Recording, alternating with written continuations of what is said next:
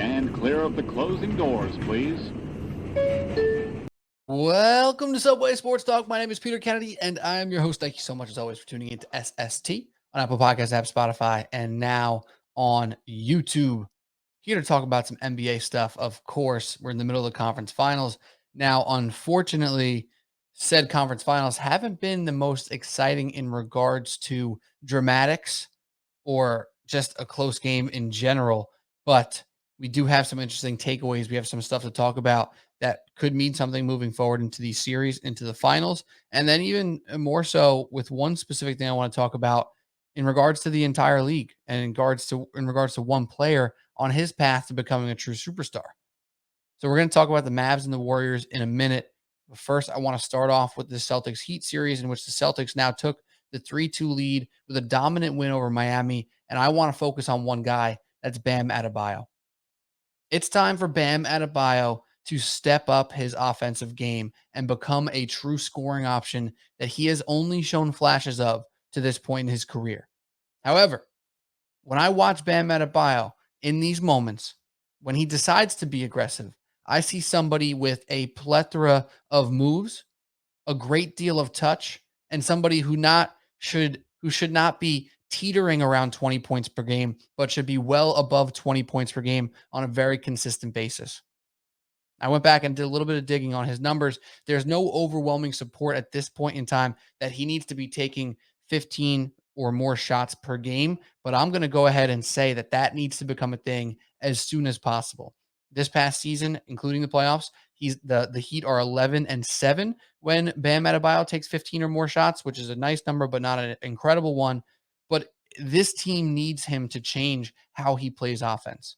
What he does for them is so key in regards to creating from the high post, being that intense screen and roll guy that he can be. But I think back to a man who has now won back-to-back MVPs in the NBA, and that's Nikola Jokic. Circa 2018, circa 2019, when he was this passing wizard who was a nice scorer. And the big knock on him was, when's he going to learn how to just be aggressive and get his? He can do it. We see it in flashes. We see it sometimes when it matters most. Where is it all the time? Right now, after watching Bam Adebayo in this series against the Boston Celtics, I'm ready to say those same exact sentiments. This man has all he needs to have in his bag outside of a three-point shot. He can put the ball on the ground and attack the rim.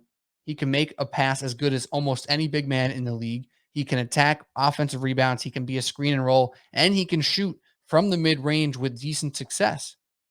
I think the three-point ball could and should come for him in due time, but even without that, he has the size, the athleticism to create his own shot inside the paint.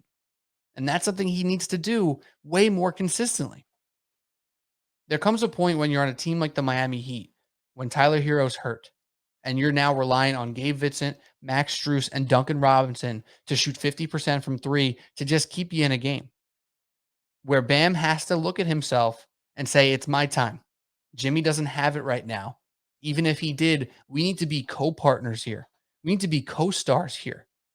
I can't rely on Jimmy's 38 if I'm only going to be out here taking 9 shots tonight, right? It's time for Bam to become that more aggressive, more assertive offensive scorer in this league. Nikola Jokic is the perfect example. They're not identical in how they play. Obviously, Bam has an athleticism that Jokic does not reach. Bam is above the rim. Jokic is below the rim. But a lot of those points, even for the most athletic of centers, the most athletic of rim runners, end up becoming the layups, the floaters, the turnarounds, the hook shots, the fadeaways from the elbow that becomes such a huge part of the arsenal. Even to talk about a much more traditional and most dominant player ever in Shaquille O'Neal, who was a maniac, just dominating people down low, a number of his points nightly, turnaround hooks, shots from the middle of the paint, not just dunks. Yeah, the dunks were on the highlights all the time, but the footwork, the touch that he had in and around the rim and in and around the paint is what made him become a 25 to 30 point per game guy. Right? And now Bam can extend that a little bit more. It can open up the passing lanes for himself to find shooters, to find cutters. But it's time. When a team like the Miami Heat cannot find consistent offense in the half court, you need to look to your mismatches. And this guy can take slower bigs off the dribble, and he can take smaller bigs into the blender and mix them up. Do I expect Bam Adebayo to be 28 points a game like Joel Embiid, like Nikola Jokic? I do not. But for him to be teetering at 19 points, at just 14 shots attempted per game, on the efficiency that he gets, it's extremely reasonable to expect him to be at 18 shots per game next year. And the Heat will be better off for it. Bam Adebayo is teetering. He's knocking at the door of superstardom.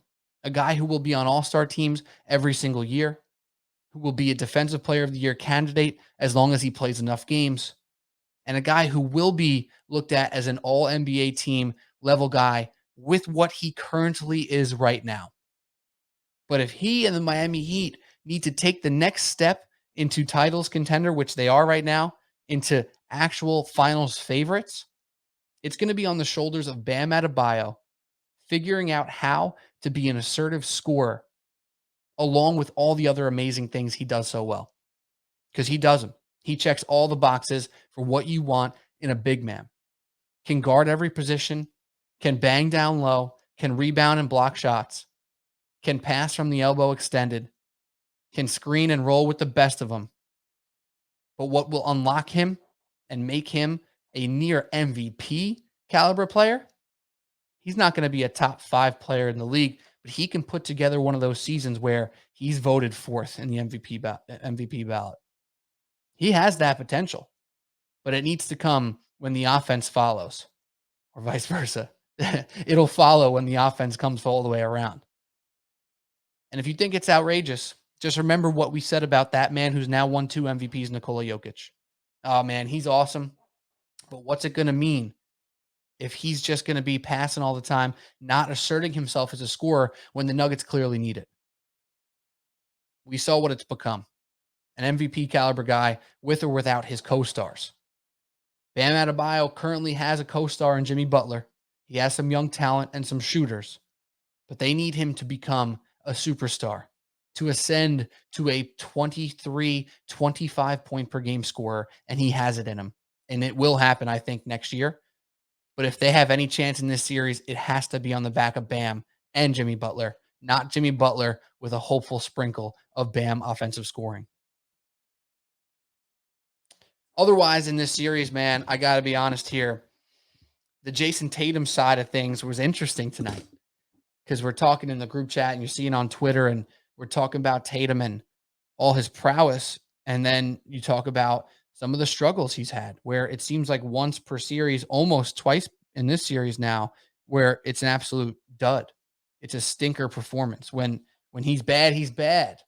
He's really bad is the text I got tonight. Now, is that completely fair? I don't know. I think it might be because he's been freaking awesome or he's been very bad. When people say all or nothing, it implies that nothing comes around more often. That hasn't been the case. So let me be clear. Jayson Tatum has been mostly all. But those few nothings have been very poor. Now, tonight in the second half, he turned it around and completely shifted how his game was looking and how this team ended up winning with great confidence tonight or last night. But what an interesting guy, Jayson Tatum, in the landscape of today's NBA. On any given night, he's a top 5 player. On every 15th night, it's like, is this guy even a number 1? Right? Well, take that with a grain. I'm saying on those every once in a while nights, you say, how are we talking about this guy as one of those dudes? Kevin Durant doesn't do this. Stephen Curry doesn't do that. 10 points. 10 points on 14 shots. 10 points on 19 shots. Both happen these playoffs. But there's a perseverance here with this Boston team, and it's led by now Jayson Tatum. And I think it really is also led by Al Horford. Everyone talks about Marcus Smart as the heart and soul and the heartbeat of this team, but it's been Al Horford. And I think Horford coming back has been so huge for Tatum in the sense of worrying about the task at hand and not always the big picture leadership quality that is tough for somebody who's, yeah, he's in his 6th, 7th season now, but somebody who hasn't been the number one that he wants to be, that we all see all the way to the end, all the way to a finals. So I'm impressed watching this guy. I'm impressed watching him play. It's strange when he goes 4 for 19 for 10 points in a playoff game because you think he's more untouchable than that. So I'm not here to say he's a top 5 player in the league. Yeah, I know it's a conversation that's been going on after he drops, 46 in a playoff game, because then it gets followed up by a 10 3 games later, right? But he's there. He's close. It's impressive to watch. And I think what's so cool for me with Jayson Tatum is you've seen the positive since day one. And then you hit this sort of plateau where he hit last year, where this team struggled, where they weren't accomplishing anything in which they thought they would. And even though Tatum's numbers were still a certain type of special, it was obvious to anybody who watched them frequently that there was something missing, that there was something about his style and Jaylen Brown's style that wasn't conducive to lifting up everyone around them. And now, whether it be Ime Udoka, who deserves a lot of the credit, Smart, or Horford, it is undoubtable now that Tatum's confidence with his teammates in the aspect of a game in, game out basis, he can handle everything that needs to be thrown at him. And everyone deserves a bad game here and there. But a stinker can't be 10 points when you're Jayson Tatum, right? Because other guys in that ilk, they don't get that benefit. They don't get, oh, he's young. It's okay. Oh, is he that young? He's almost 25 now. All right. He's been in the league now for a little while. So as impressive as it is to watch, it's occasionally confusing with Jayson Tatum when something like that happens. But the best part is you've seen now the growth. You've seen now the additions to his game. You've seen now the larger understanding of the full scoring, playmaking wing that takes to lead to a finals. He's becoming that full package. Something that a year ago, 2 years ago, I wasn't always seeing because I saw so much ISO, so much sidestep three, so much fade away from the corner. You need those in your bag. It's what makes him special. But to combine it with more of the same is not what gets you into the next level. It's combining it with the extra pass. It's combining it with the better playmaking skills, the better orchestration. Those things are truly coming together here. And now Jaylen Brown, on the other hand, and his inability to dribble, well, that's just bizarre. I mean, he's never had the best handle. He's never been the best playmaker. But the Heat are showing something here about Jaylen Brown and his ball handling that is a little frightening for a Celtics fan. However, it hasn't much mattered yet. I think the Derek White addition has been huge, and he deserves some credit because even though his shooting has been poor, to say the least, in most of this series, a lot of the other stuff that he's doing is supplementing the weaknesses of Jaylen Brown, of Marcus Smart, of Jayson Tatum. Breaking down the defense, making the right pass, playing hard on defense, being cerebral. So Derek White, he'll get a pass in my book if he's missing jumpers, if he's making plays on offense and defense in other ways, in every way possible.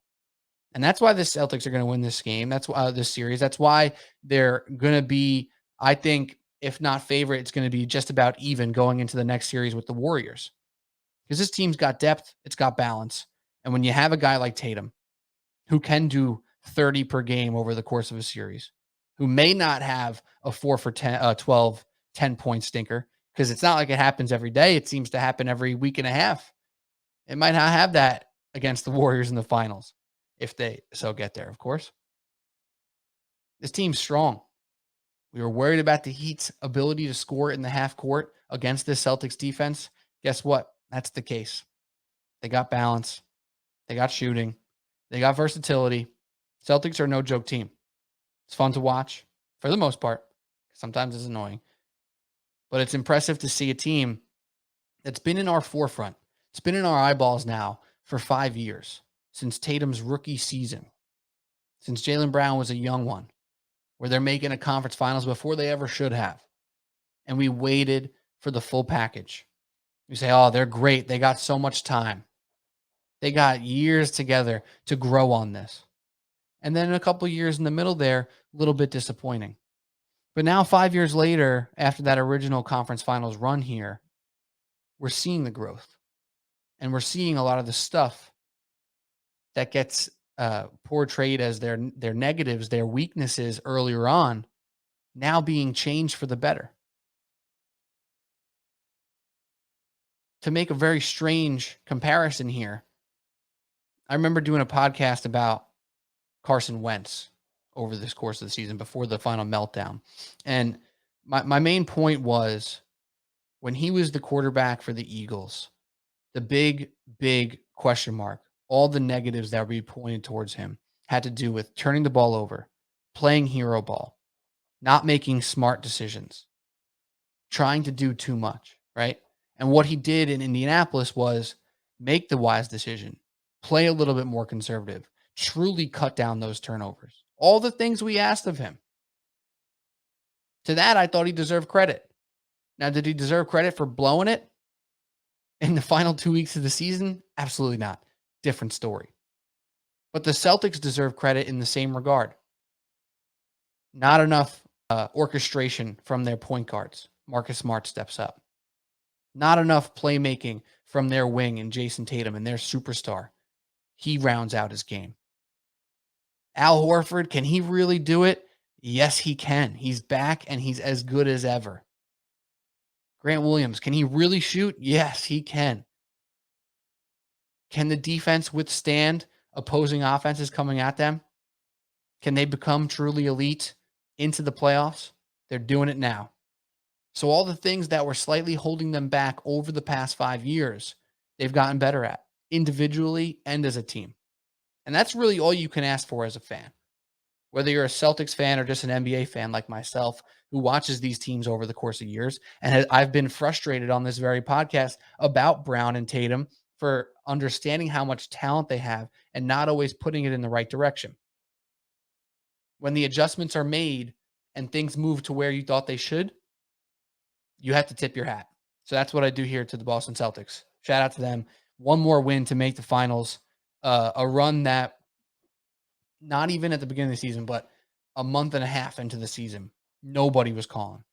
3 months into the season, it seemed like a long shot. The analytics must be wonky. They must be off here. Nope.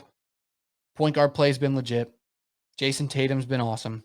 Jaylen Brown's doing his thing. Al Horford is back like he never left in Boston. Probably never should have. And this is a real team. Team with a serious chance to win the NBA Finals.